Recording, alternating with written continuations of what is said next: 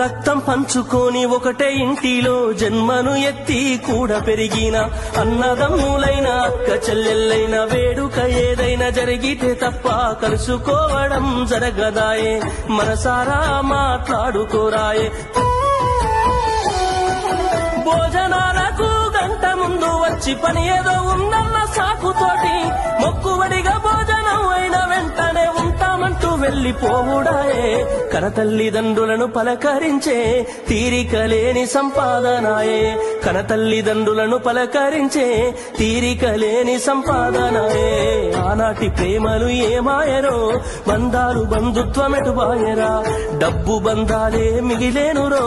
మనుషులే దూరమయ్యేనురా